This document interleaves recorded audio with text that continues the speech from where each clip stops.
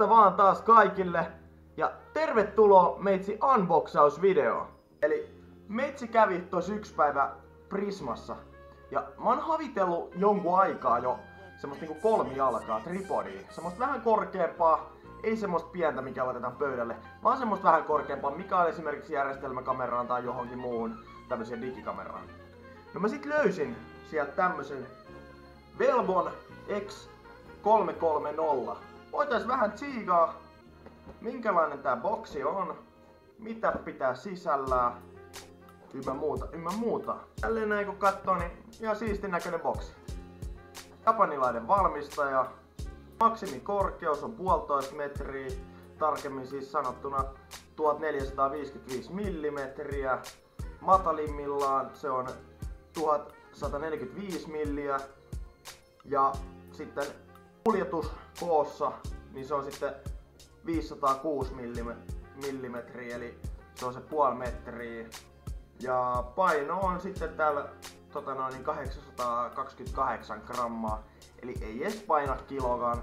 Sen tuntee jo tästä pakkauksesta, että on tosi kevyt niin kuin jalka. Ja mua vähän pelottaa se, että miten jossain ulkona esimerkiksi jos tuulee, miten se niin kuin sitten toimii jossain tuo tuulessa, että lähteekö se helahoito niin kuin tiedässä matkaa vaan jonnekin mestoille. Sen näkee sitten jossain vaiheessa, mutta katsotaan minkälainen tää itse jalka on. Siirryttiin nyt vähän siis tähän lattiatasolle, tää on ehkä vähän helpompi. Tästä näköistä avaa. Eli suojapussi tulee siis mukana.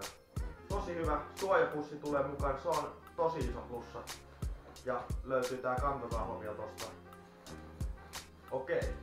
Eli tosi paljon muovia, miten vähän jotenkin epäilinkin. Oli 30 € Prismassa, et niinku heti voi melkein arvatakin jo, että muoviosia todennäköisesti löytyy todella paljon. Eli no, nämä jalat itsessään on metallia. Sitten täällä muovia todella paljon. Muovia. Et oikeastaan nämä jalat, nämä olisi sitten niinku ainoat metalliosat tässä. Kyllä niinku tukevalta tuntuu, ei siinä. Täällä on toi ruuvi, että saadaan kiristettyä, saadaan haluamaan asentoa. Ja sitten on just tää ylös-alas säätö. Tähän tulee sitten kamera päälle. Ja tässä on siis tää perus UNC 1/4 kierre.